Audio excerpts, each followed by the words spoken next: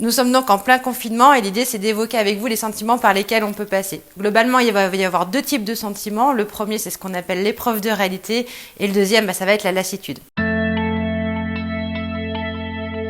Alors ce qu'on appelle l'épreuve de réalité, c'est un concept que les psys aiment bien utiliser.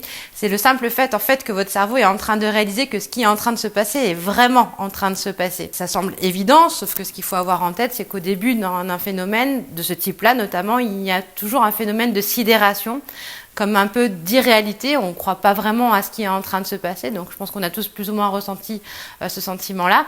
Et puis surtout derrière, en fait, il a fallu mobiliser des ressources, ça a été du stress, mobiliser des ressources pour pouvoir faire face à ce changement-là, et donc on n'a pas vraiment eu le temps en fait de se poser. Donc globalement, la première semaine, ça a été une semaine qui a été marquée par le stress, et la deuxième semaine, c'est un peu la semaine de la routine. On pose un nouvel équilibre au sein de la famille. Dans la troisième et la quatrième semaine, ce qui se passe globalement pour votre cerveau, c'est que votre cerveau, il est en train de se dire ce qui est arrivé, c'est pas un film, et puis surtout, ça va durer.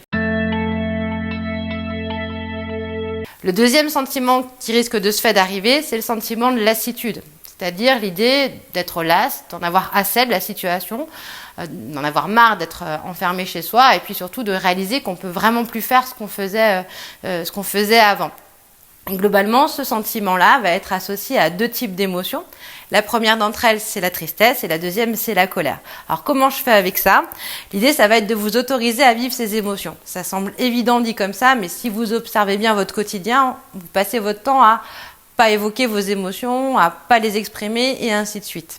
L'idée, ça va être quoi ? Ça va être déjà dans un premier temps de savoir identifier clairement ce que vous ressentez. Vous dire, tiens, là, ce que je ressens, c'est de la colère. Et je ressens de la colère parce que concrètement, j'ai pas choisi de vivre ça et que c'est quelque chose de très compliqué pour moi. Le deuxième temps, ça va être le temps vraiment de l'expression de l'émotion. Alors, vous pouvez vous amuser à l'exprimer seul à voix haute ou vous pouvez bien sûr l'exprimer à votre conjoint.